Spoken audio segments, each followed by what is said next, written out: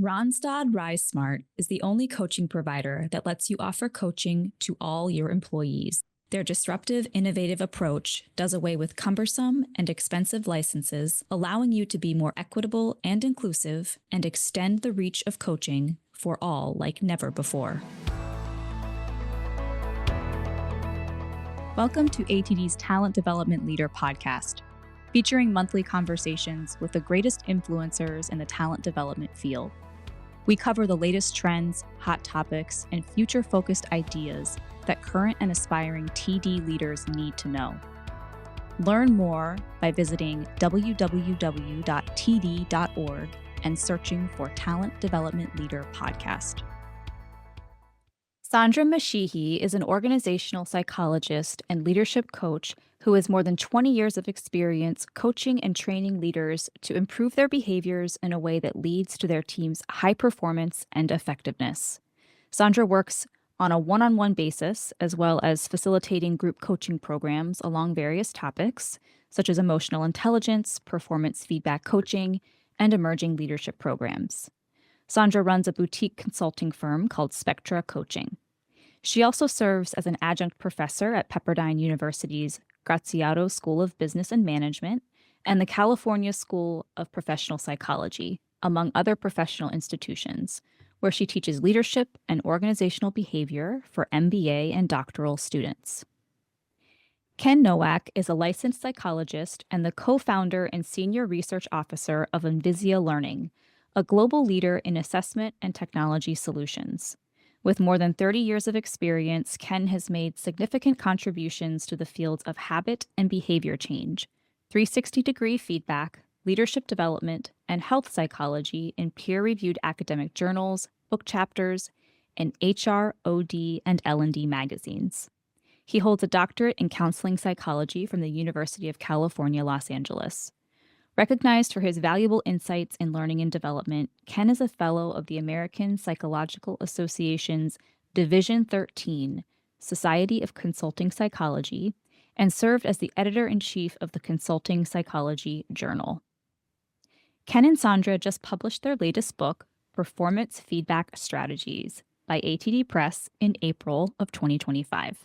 Hi, Sandra and Ken. Thank you for joining me. Today, we're talking about feedback as it relates to employee performance and engagement, and organizational performance and culture. So let's start with a basic definition of performance feedback. How do you describe it, and why is it such a critical skill for leaders today? It's a great question, and really the impetus for our book, but we define the term performance feedback really as information sharing with an employee with a real key intention.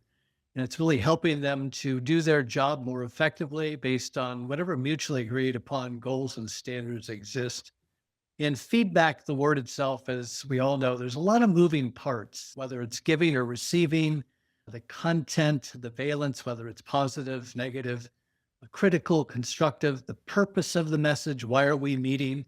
Obviously, a lot about the feedback recipient, their intersectionality, culture, age, job itself, personality, and obviously a lot about the feedback provider. But we see performance feedback really as a set of strategic techniques delivered to employees in a fair, consistent, timely, really constructive manner.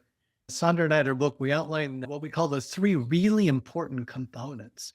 So what performance feedback really is all about is achieving these three things, or sort of metrics or standards, in any conversation, even one that you and I are having today. And the first is whether or not the delivery of feedback enables employees to understand what the heck you're trying to share with them. Do they comprehend?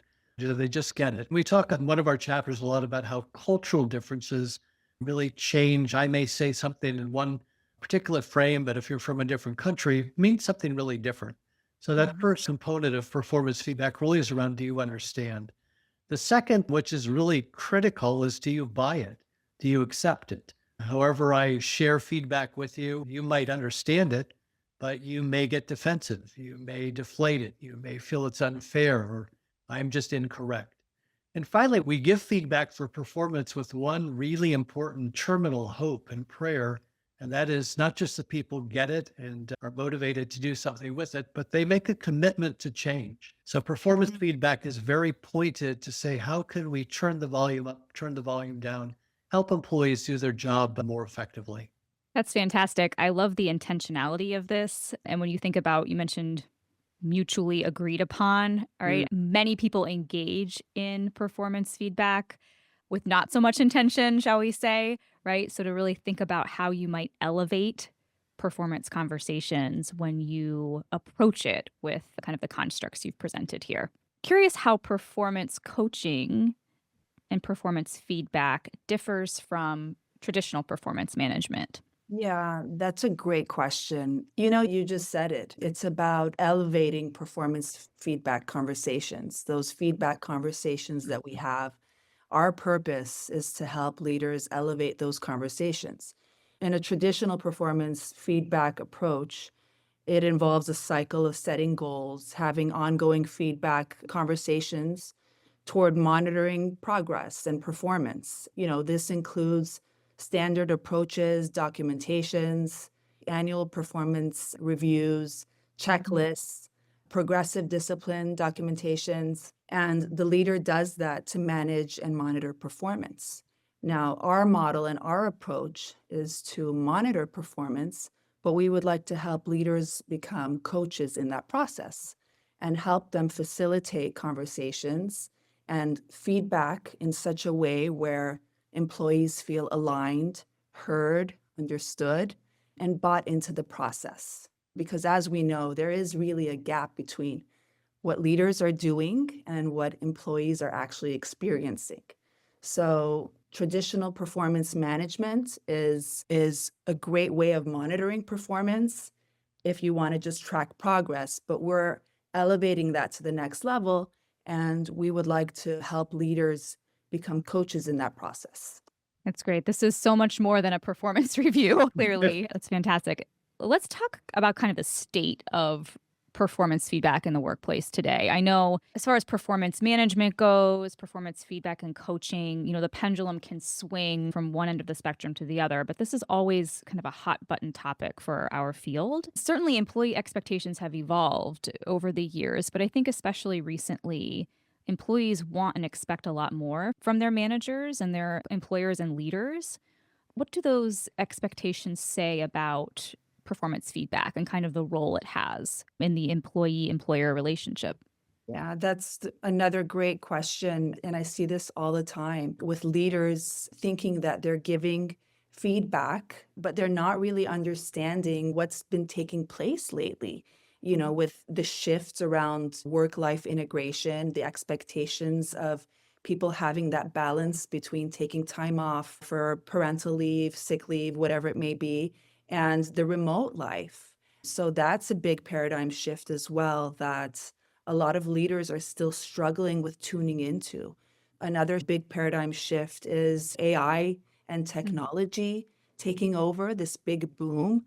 So life has shifted for employees, and leaders don't only need to tune into them, but they also need to understand the boundaries around, well, I need to respect my employee because I'm emailing them off hours because I know they have their mobile phone on them and they're working remote. So maybe I could just email them all day. So leaders need to understand that, yeah, they do work remote, but there's a time that you can contact them.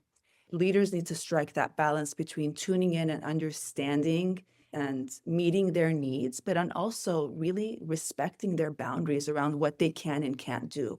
And employees really expect that now. Employees want to feel like their leaders are taking care of them and understanding, what they're going through and where they're at. That's what we're seeing, and paradigms have shifted so much, and it's shifting at an accelerated pace. That's why this is so important. I know we've had a lot of stats in our books and surveys change from year to year, but two really stuck with Sandra and I think they're in our book as well. But a recent Forbes article reported that I think it was 65% of employees really are craving more meaningful feedback today, all ages, all tenures, yet less than 60% of managers are convinced they're already doing that. And if that isn't enough, one of the more recent Gallup surveys, I think, indicated that Roughly 80% of employees who share that they do get meaningful and important feedback from their leaders were much more engaged than those that did not. I think, again, that's the impetus for thinking about our model and helping leaders do what we really expect them to do. But I think, as Sandra will share in more detail with her active coaching, we're shocked and surprised at how few of the leaders we interact with have had this structured training and exposure to the model we have in our book. I like to hear that it's an employee thing. It crosses generations, right? It's not Gen Z really wants some feedback, everybody does. And so to understand how to address people and employees in your organization kind of cuts across those divides. Sandra mentioned the gap, and I want to kind of get back to that. I found it quite interesting actually when reading your book that this major gap exists between a leader's and employee's experience around feedback. Can you talk more about the biggest disconnects between what leaders believe they are delivering and what employees are actually experiencing in that feedback conversation? Yeah, absolutely. I mean, this is the reason that Ken and I got together to even write this book. Organizations are spending so much money on leadership training programs, and there's still this huge disconnect. I coach leaders, and yes, they go through leadership training and they're learning feedback techniques and they're giving feedback and they're trying these approaches, but there's still this disconnect. And what we hear leaders saying is that every time I give feedback, it's presented with some kind of resistance, or my employee will say, okay, and nothing changes. Or I'm scared to give feedback at the way they'll respond. Or I don't have time to keep giving feedback and nothing changes. Or a lot of leaders say, I wasn't given any feedback and I'm doing just fine. Why should I do it any differently for them? They should think on their own feet and come up with their own solutions to things. And that's a big complaint amongst leaders. And then interestingly, if you interview those employees that work with them, what they're saying is, my leader doesn't hear me. My leader doesn't understand my needs. My leader is not interested in my career development. My leader is not interested in my team dynamic and the conflict of our team and is not addressing that. So there's lots of complaints that employees have, and ultimately they feel like their leader isn't giving them the feedback that they need and their leader isn't tuning into them. And so when you look at this gap, it's a frustration on both parts, and that ultimately will really diminish and decrease performance. Our book provides a whole series of practical tips and suggestions for exactly how to package and frame and deliver the feedback to essentially any type of employee, because there's a variety of employees with different needs, different personalities, different skill levels, different engagement levels. And then on a personal level, they come from different generations. They have different cultures. They have different race, different neurodiversity. We look at every component of what each employee comes with, because that all matters. And in a traditional performance management system, they don't necessarily look at all that. It's just, did you do your work? Yes or no? You met, you exceeded, or you didn't, right? But this is more, okay, what does this person come with? What's the whole package of this individual? And so we provide those techniques for leaders to be able to package and deliver feedback in such a way so that the employees feel heard and they got it. At the end of the day, it's about the employees feel like they got the feedback and they could actually, like Ken said earlier, commit to some kind of action. It's great. I hear our audience of talent development leaders say all the time, one size fits one. And I appreciate the perspective of approaching performance feedback the same way. And it makes total sense. The person is the whole person, and looking at all that makes them uniquely who they are, including how they want to be spoken to. Again, kind of agreeing mutually on that. I think a lot of this is about essentially raising self-awareness too for leaders and employees, and to close that gap, and just ripe with opportunity for improvement across the board. Ken mentioned the impact of poor performance feedback. He mentioned engagement, retention, overall business performance. Certainly, this is has far exceeding reach beyond just a performance review or even kind of overall satisfaction from an employee.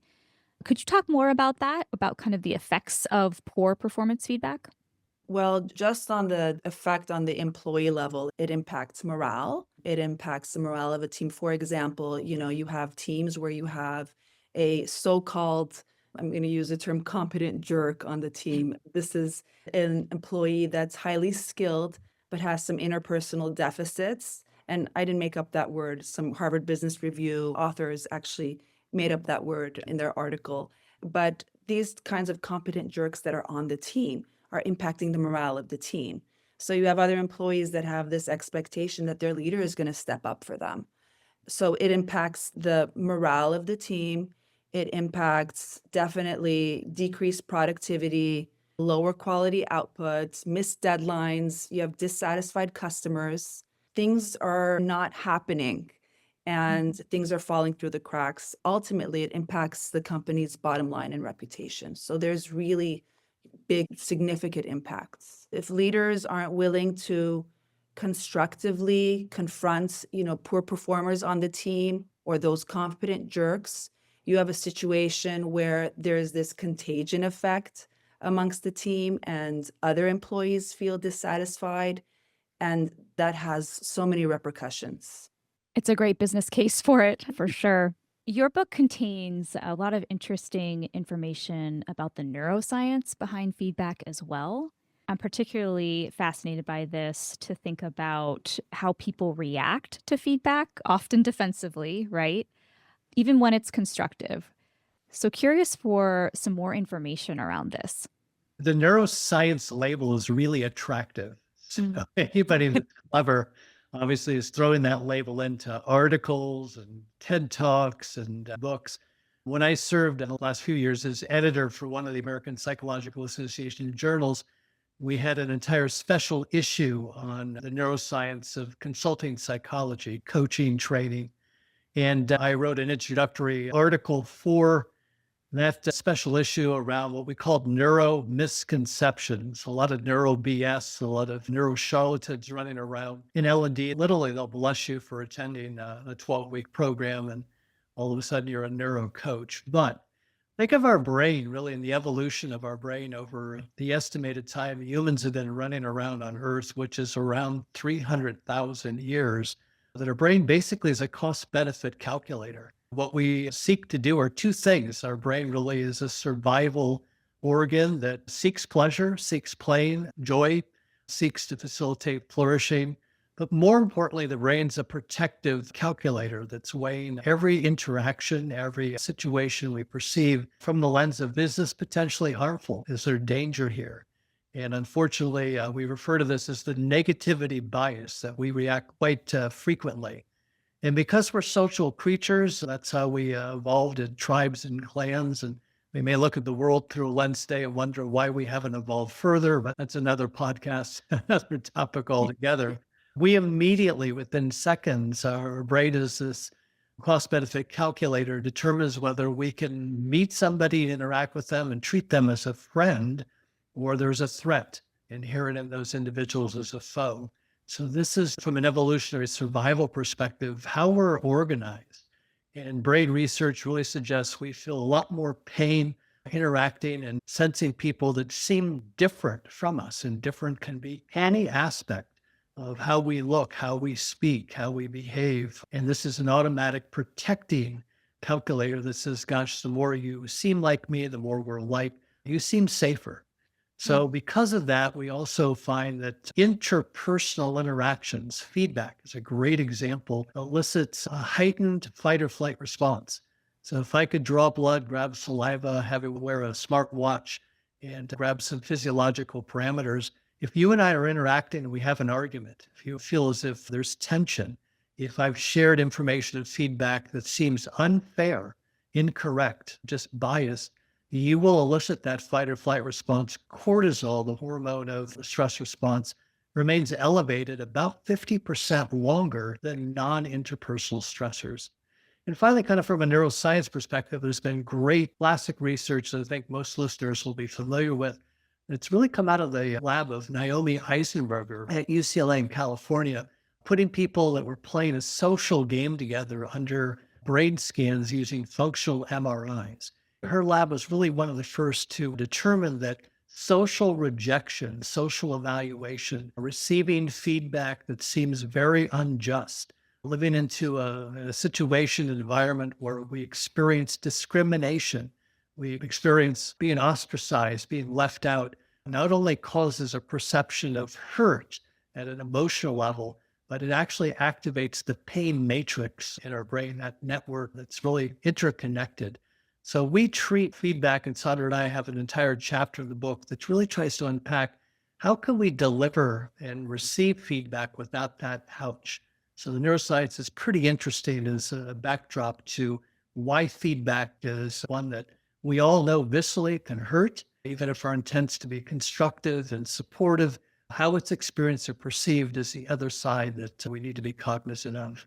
It's helpful to know, Ken, that nothing's wrong with me then when I'm like, why can't I take constructive feedback better? I need tougher skin. Why doesn't this just roll off me? Right. So, very much how we're just wired.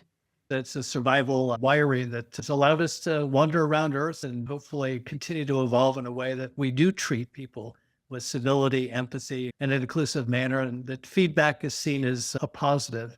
And in fact, there's a lot of words out there. Marshall Goldsmith may not be the one that's coined it, but this idea of future-oriented feedback, feed forward, is a lot less painful. And the more you and I get to know each other and we care about each other, I'm interested in you telling me when we're on a podcast and you can see me that I've got food stuck between my teeth. I'm interested in receiving what can be kind of painful feedback and criticism, but you love me, I love you, and the intent is growth and development. You talk also about psychological safety and culture. These are important ingredients too when you think about overall a performance feedback, performance coaching system or environment in an organization. Can you talk more about what role, particularly psychological safety, plays in making feedback more effective? It's pretty intuitive, but let me unpack the label because I think today we read about it, we hear a lot about it.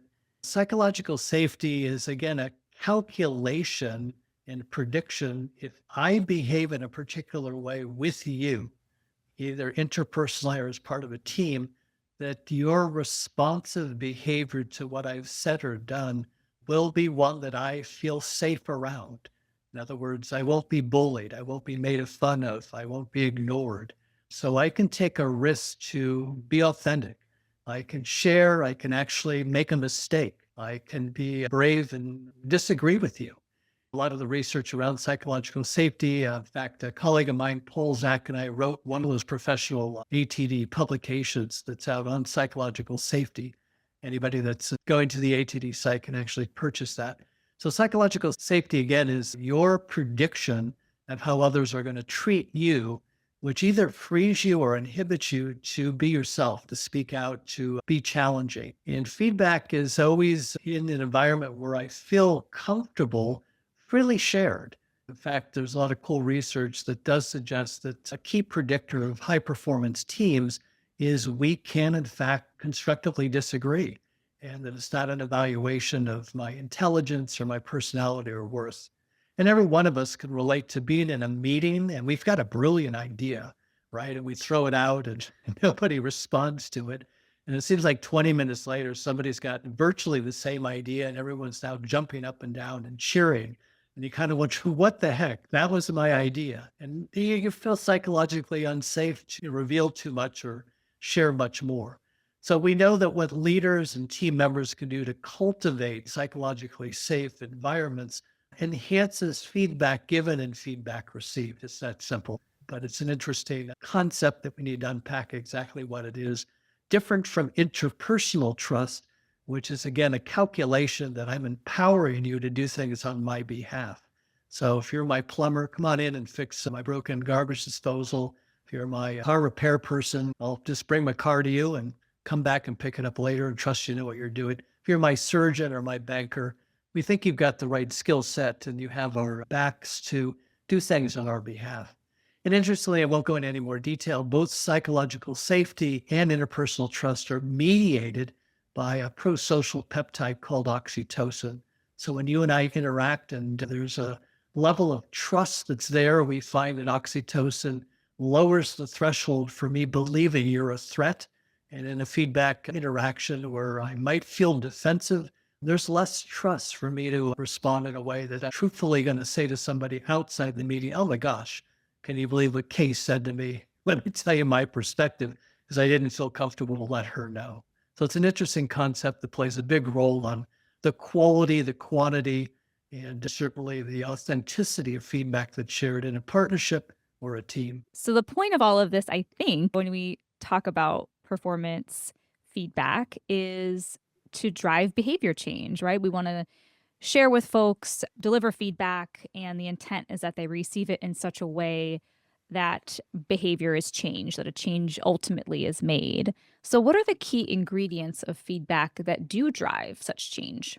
Yeah, this is a big topic that Sandra and I have written about, and we speak at ATD and other conferences as well. I mean, terminally, we're praying and hoping that what you hear and receive will translate into doing something more or less or differently. Otherwise, why share? Why share now? And is it me that should be sharing? So we have an entire chapter in our book devoted to a framework that we have curated from a lot of research that's out there on habit and behavior change over many years. And we basically see three very important dimensions or factors that are critical for individuals to begin something, sustain it for any length of time, and then make that part of their DNA. Sort of a silly exercise for listeners to do right now, but we often in our workshops or presentations have people actually write their name, sign an autograph for us with their non-dominant hand. And it's a great visceral exercise because we can actually watch people struggle. We can see their nonverbals of, why am I doing this?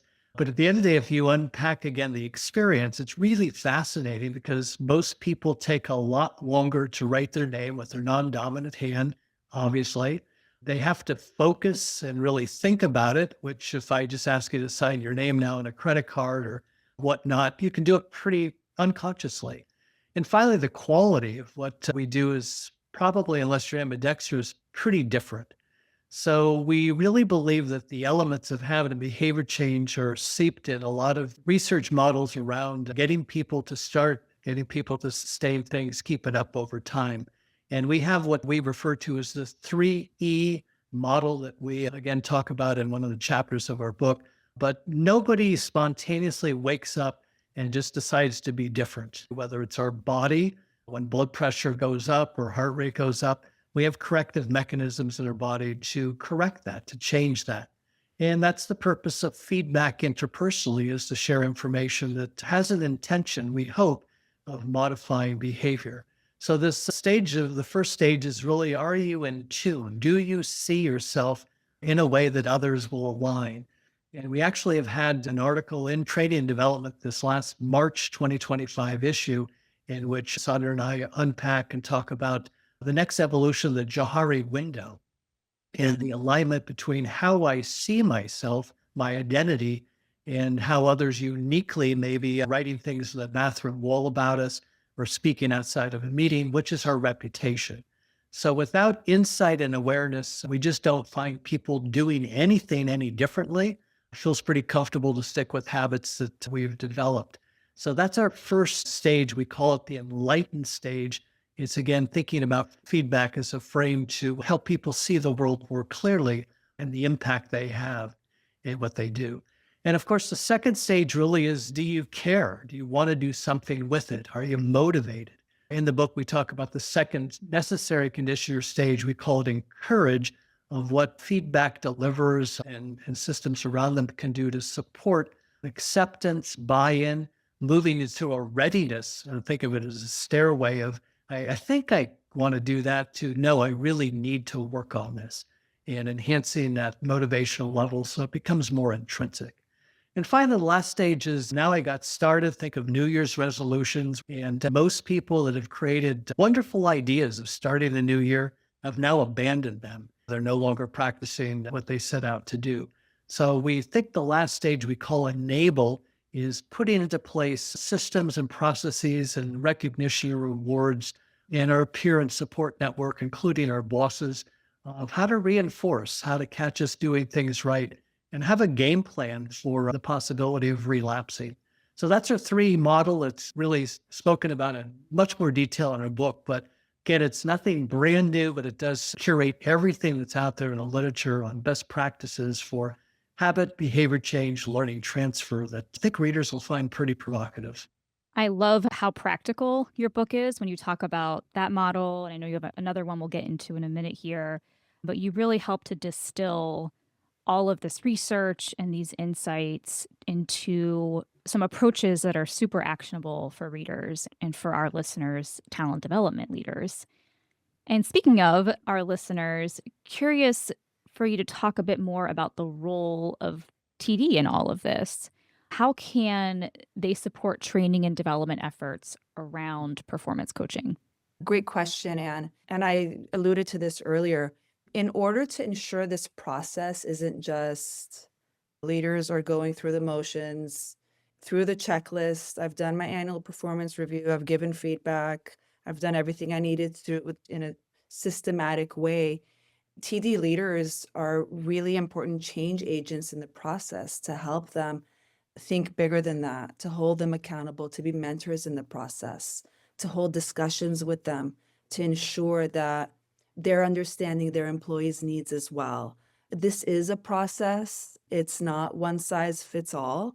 So to have that accountability partner in the process will really help them translate those new skills into action. And that's what we want for these leaders to become expert performance feedback coaches with the help of the support network around them. And what we know is that when you have a network of individuals that can periodically nudge you, remind you, help you think of what's important, because sometimes it is a shift in mindset. It's coming out of thinking of yourself or thinking of feedback as a one-way approach to thinking of it as a two-way approach. Sometimes we need those reminders, we need that guidance, and we need that support. So TD leaders play such an important role in this process to get them to the point where they could become expert feedback coaches.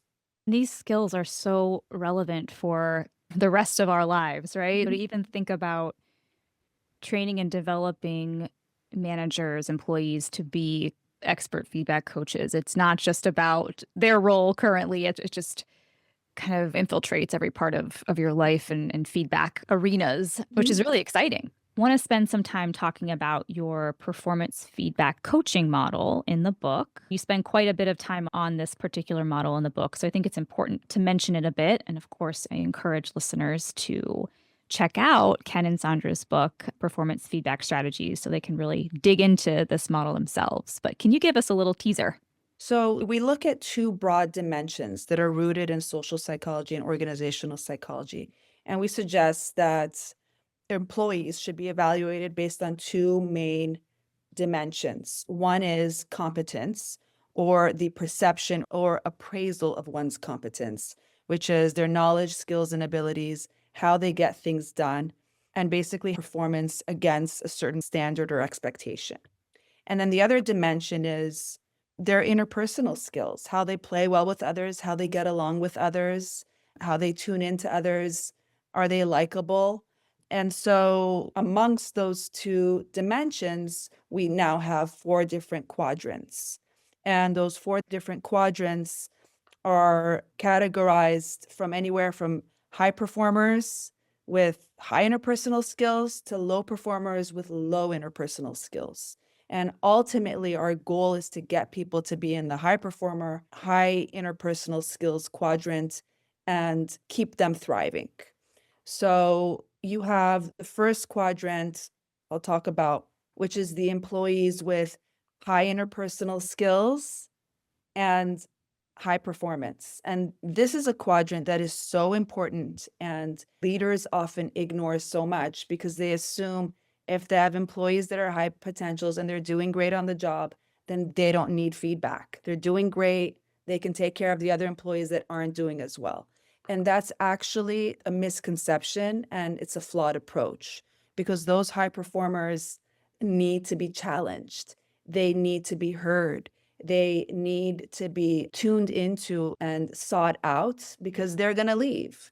And they need to be groomed so much, and they're not. They're actually just kind of, if you're doing well, then I'm just going to, attend to the other employees. So we have a whole series of techniques, feedback approaches to understanding career drivers, how to conduct interviews to understand the needs of those high potentials, and how to really leverage their strengths so that they could excel to the next level in their careers. And then you have the next quadrant, which is, the so-called competent jerks. These are individuals with high performance but low interpersonal skills. We call this the performance management quadrant. And these are the individuals that are great at what they do, but they don't get along well with others. I've coached many surgeons, leaders. In fact, I would say a vast majority amount of my clients have been competent jerks. They have interpersonal deficits. They don't know how to get along with people. And some of them aren't aware of their interpersonal deficits, and some of them don't even want to be aware of their deficits. So there is some liabilities involved with the ones that don't even want to be aware of their deficits. But there's some really big repercussions there. And organizations make the assumptions that these individuals, if they're performing well, then we got to invest in them and keep them.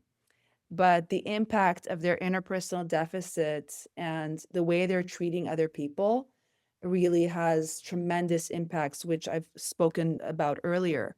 And so we have, a whole series of approaches. What do we do with those competent jerks? How do we talk to them? How do we make them aware of their behavioral issues? The goal there is to really help those individuals change their behaviors. And then we talk about, can they change? What can we do to get them to see the impact of their behaviors and strategies within that quadrant? And then we have the other quadrant, which is the individuals that have low performance, but they have great interpersonal skills. They're very likable, team players, engaged, want to get along with people, can connect well with others, but they have some performance deficits. We take those individuals, we teach leaders how to troubleshoot.